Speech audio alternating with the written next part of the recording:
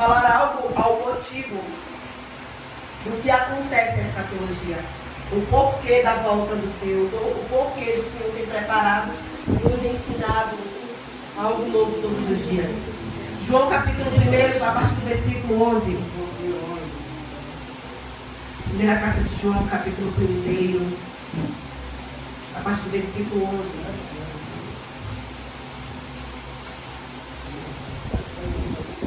Amém? Amém.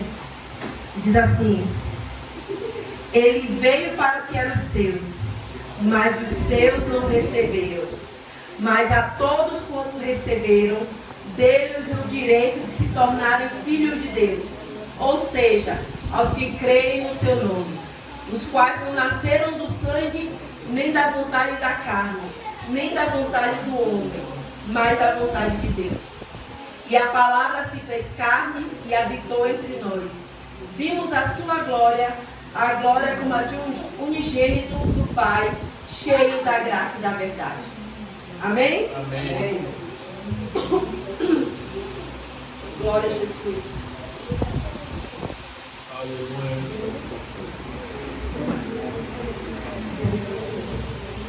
Aleluia. Hoje nós iremos falar sobre a nossa, vamos dizer assim, a nossa descendência. O porquê nós temos a convicção que vamos para o céu. O porquê vivemos e quais são as categorias e quais são aqueles a que o Senhor separou e preparou uma morada nos céus. A Bíblia fala sobre 3 partes, sobre 3 tipos de pessoas, sobre 3 classes, melhor dizendo, né, que são os judeus, os gentios e a igreja.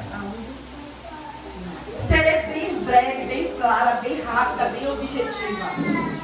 Como eu falei, são 3 classes em que são preparadas pelo Senhor. São 3 classes que só necessitam apenas de... A única obrigação é aceitar ao Senhor como Salvador da vida deles. Para poder entrar nos céus.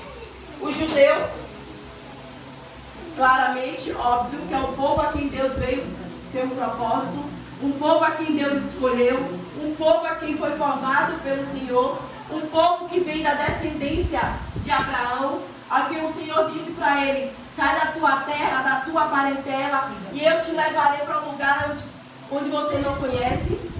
E logo depois que isso acontece, o Senhor, um tempo depois, quando o Senhor veio com uma nova promessa sobre a vida de Abraão, o Senhor disse para ele: olha para os céus e tenta contar as estrelas. Depois olha para a areia do mar e tenta contar os grãos. E Abraão disse que seria impossível. E assim o Senhor disse para Abraão que também seria a descendência dele. Os judeus são todos aqueles que são descendentes de Abraão. Genealogicamente, aqueles que têm o mesmo sangue, são da mesma linhagem, são todos aqueles que de alguma forma, em qualquer canto do mundo, nasceram e vieram da descendência de Abraão. É o povo a quem Deus fez uma promessa, é o povo a quem Deus escolheu, um povo a quem Deus separou. Mas também a Bíblia diz que também existem os gentios. Os gentios são todos aqueles que se converteram, ou se casaram, ou no tempo que estavam no Egito, ou em algum outro lugar, que acabaram convivendo com eles. Esses são os gentios. São todos aqueles que conheceram a palavra, conheceram quem era Deus e decidiram caminhar com Deus. Aleluia. Isso também se impõe a nós mesmos hoje. Pessoas que não éramos nada, que não tínhamos nada, que não tínhamos valor, talvez, para a sociedade, mas que decidimos aceitar, conhecer a Jesus. Não vou falar que decidimos aceitar, porque quem nos aceita é Ele. Aleluia. Mas decidimos conhecer e entender quem era Jesus. Os gentios são aqueles que decidiram não viver mais as suas vontades ou a vontade do seu povo, porque para a tradução grega, gentio significa clã, ou grupo de famílias, ou pessoas que vivem em uma unidade, em um projeto, em um grupo. Que também vai para determinar a terceira classe de pessoas que é a igreja. Porque os gentios são aqueles que se reconhecem que não mereciam, Mas quando estão lá em João capítulo 1, a partir do versículo 11 ao 15, que fala que ele veio para o que eram os seus, os judeus, mas os judeus não o reconheceram, não valorizaram, não o aceitaram. Como até hoje nós sabemos que muitos judeus, ou praticamente 99% dos judeus, não acreditam que Cristo veio como Salvador, estão à espera ainda do Salvador. E os gentios, eles reconheceram, aceitaram e mudaram as suas vidas através do conhecimento da palavra de Cristo. Mudaram a sua história através do conhecimento da verdade. Mudaram o seu entendimento e a sua vida através do ouvir a palavra do Senhor. Todos nós já fomos gentios um dia. Porque todos nós um dia já fomos aquele povo que era renegado, aquelas pessoas que eram excluídas, aquelas pessoas que não tinham salvação, aquelas pessoas que eram apenas mais um número no meio da multidão. Mas quando nós reconhecemos que Jesus é a salvação, que Jesus veio na terra, morreu numa cruz, padeceu pelos nossos pecados, confessou um pecado que não era dele, por amor às nossas vidas. Ele nos fez herdeiros e nos fez participantes da glória dele. Jesus, ele nos escolheu para que pudéssemos sair de gentios, pessoas sem valor, pessoas sem escolha, pessoas sem propósito, para sermos chamados filhos, herdeiros dele e co-herdeiros. Ou melhor, ao contrário, herdeiros do Pai e co-herdeiros dele. Quando nós entendemos que gentios hoje, que éramos nós, não podemos mais viver de qualquer forma, ou vivendo apenas de aparência. Nós entendemos que diz lá na primeira carta aos Coríntios, capítulo 10, versículo 32, que diz assim: não vos torneis causa de tropeço, nem para judeus, nem para gentios, nem tampouco para a igreja de Deus.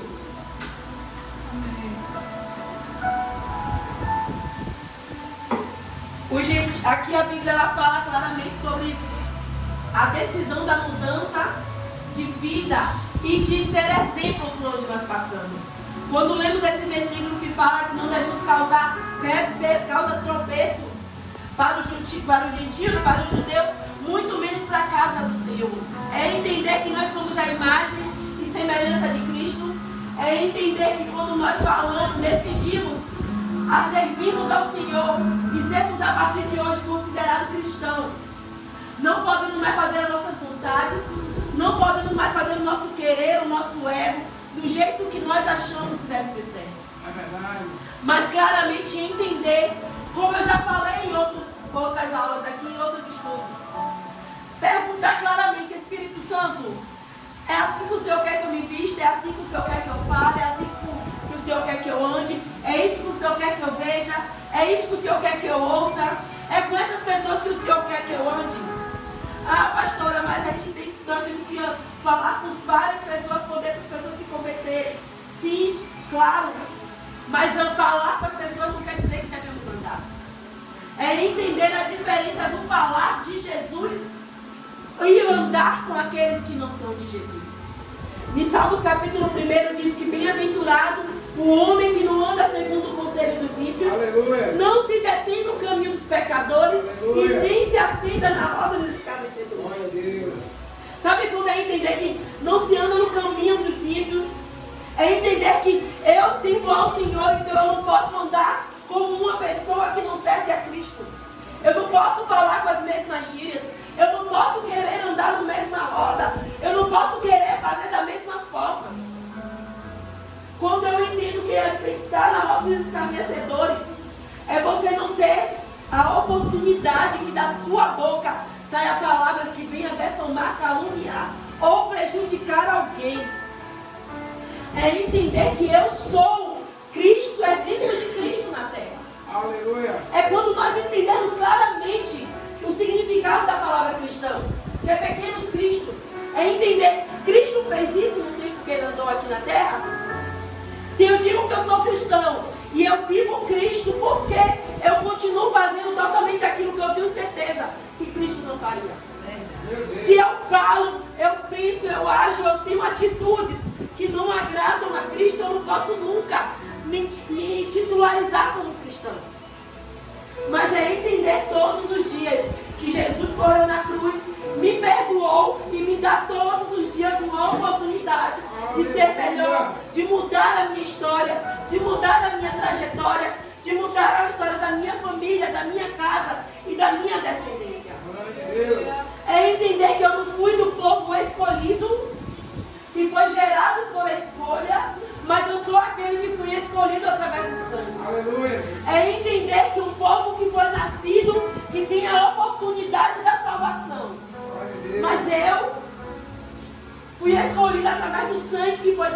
amado. Glória, glória, Jesus.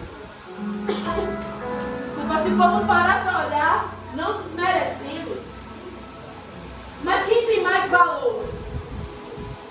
Vamos colocar assim.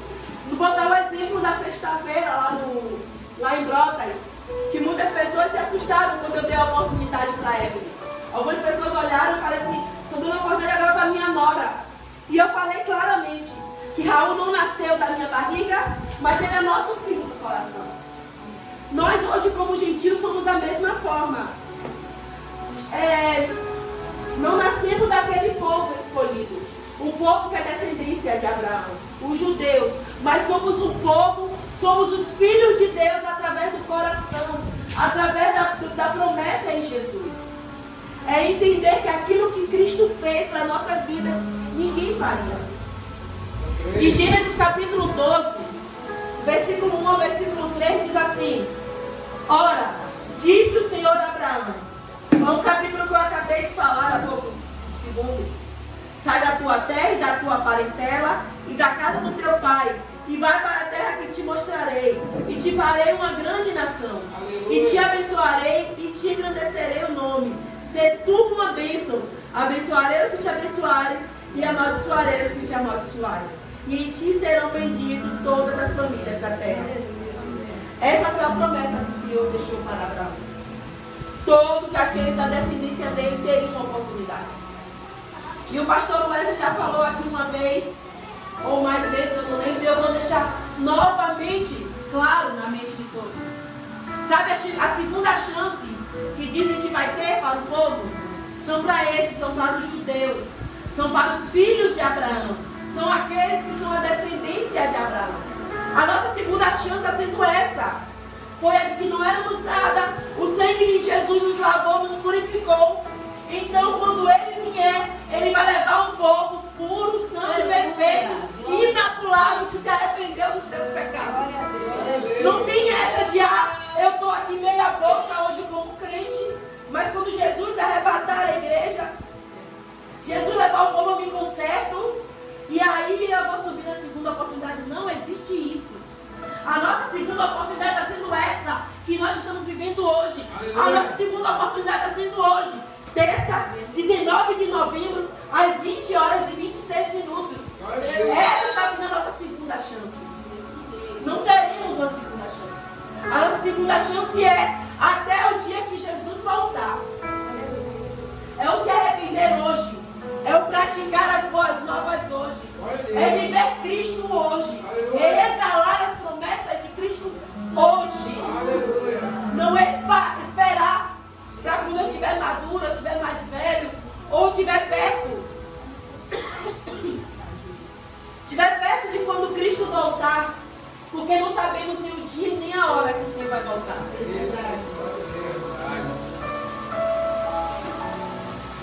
Mas devemos todos estarmos preparados para passarmos de gentios para a igreja. Porque a igreja é aquele que é feito nova criatura em Cristo Jesus. Igreja somos todos nós que levantamos as nossas mãos e falamos: Senhor, me aceita como eu sou. Senhor, perdoa os meus pecados. Senhor, me purifica, me lava. Que todos os dias, Senhor, que eu venha matar a minha carne. E que o meu espírito seja mais forte do que a minha carne. Que a sua vontade seja maior do que a minha. Que o seu desejo seja maior do que o meu. Que se for para escolher entre a minha vontade e a sua, que a sua prevaleça todos os dias. Essa é a diferença dos gentios para os cristãos. Ou melhor ainda, para a igreja. Porque muitos se estão na igreja, mas continuam sendo gentios. Muitos estão dentro da igreja apenas por estar, mas que não mudam as suas atitudes, seus pensamentos, seus atos, não desejam mudança. São verdadeiramente, como é dito, né, por alguns, aquele tipo do crente, perdão, prima, aquele crente Gabriela, sabe?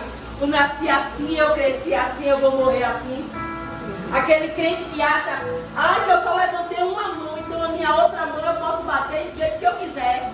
Eu só levantei a mão, as minhas pernas podem bater, podem fazer. Eu levantei com a minha mão, não foi a minha boca. então a minha boca ainda não está convertida ao nosso. Não. Quando você se rende a Jesus, você se rende por completo. Se caso aconteceu dos meus pensamentos, os meus olhos, a minha boca, o meu corpo não está completo diante do Senhor, é necessário hoje eu me arrepender e fazer uma nova aliança com o Pai. É necessário hoje pedir ao Pai perdão pelas minhas atitudes, pelos meus atos, pela forma como eu tenho agido até o dia de hoje, para que quando Ele voltar, eu tenha direito a viver a segunda oportunidade que Ele me deu. Porque se pararmos para pensar, a segunda oportunidade que Ele tem nos dado, estamos trabalhando ela todos os dias. Mas nós só iremos viver no dia que Ele voltar para buscar o povo dele. Efésios capítulo 2, do versículo 11 ao versículo 22, diz assim: portanto, lembrai-vos que de outrora vós gentios na carne, chamados de circuncisão, por aqueles que estimulam circunciso na carne, por mãos humanas. Naquele tempo, estáveis em Cristo, separados da comunidade de Israel, e estranhos às alianças da promessa, não tendo esperança e sem Deus no mundo. Mas agora, em Cristo Jesus, vós, que antes estavas longe, fores aproximados pelo sangue de Cristo, porque Ele é a nossa paz, a qual de ambos fez um, e tendo derribado a parede da separação que estava no meio, a inimizade aboliu na sua carne, a lei dos mandamentos na forma de ordenança, para que dos dois criares em si mesmo um novo homem, fazendo a paz e reconciliasse ambos em um só corpo com Deus, por intermédio da cruz, destruído por ela a inimizade, e vindo evangelizou paz a vós outros que estavas longe, e paz também aos que estavam perto, porque por ele ambos temos acesso ao Pai em o Espírito. Aleluia. Assim, já não sois estrangeiros e peregrinos, mas concidadãos dos santos, e sois da família de Deus, edificados sobre o fundamento dos apóstolos e profetas, sendo Ele mesmo, Cristo Jesus, a pedra angular, na qual todo o edifício bem ajustado cresce para santuário dedicado ao Senhor, no qual também vós juntamente estáis sendo edificados para a habitação de Deus no Espírito. Aleluia! É entendermos que hoje não há mais a separação. A única separação que tem hoje é o aceitar e viver Cristo. Antigamente, na época de Abraão, como foi feita a separação dos judeus dos gentios? Foi feita uma circuncisão. Circuncisão era feita em todos os filhos homens, de preferência no filho mais velho.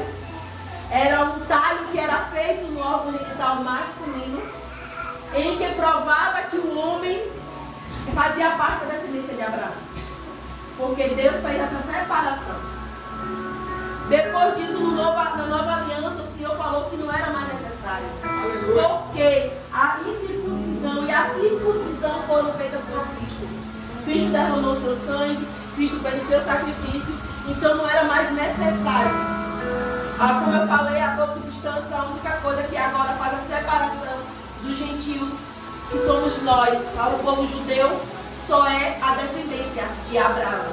Mas todo aquele que conhece a Cristo, que vive a Cristo e que reconhece a Ele, tem a oportunidade de ser chamado filho de Deus. Aleluia. E ter a convicção da salvação e que vai morrer. É entender que Cristo, Ele fez todos os processos necessários para que pudéssemos ter a redenção. Com a obra da redenção concluída, surgiu o terceiro povo, como eu acabei de falar, que era a igreja, o corpo de Cristo, originado dos judeus e gentios. A mistura de um povo perfeito aos olhos deles, com um povo que não era digno, que éramos nós, mas que através de Cristo podemos estar todos juntos apenas com um propósito, que é viver o chamado, que é viver aquilo que Cristo nos escolheu. Entender para o que nascemos. Sabe aquela frase que verdadeiramente eu tenho batido, eu bati ano passado e estou batendo novamente, aquela frase todo dia, que nasceu de propósito com um propósito. É entender que você nasceu, pode até ter nascido gentil, mas você não vai morrer gentil. O que te faz morrer gentil, o que te faz morrer sem a esperança de ser herdeiro de Deus, é não aceitar e não viver os princípios do Senhor. O Senhor nos dá a oportunidade hoje, mesmo que aqui hoje só tenha servos cristãos, aqueles que já servem ao Senhor, mas hoje o Senhor nos dá a oportunidade de colocarmos os nossos pensamentos em ordem, colocarmos as nossas atitudes em ordem, nos alinharmos diante do Senhor e questionarmos a nós mesmos.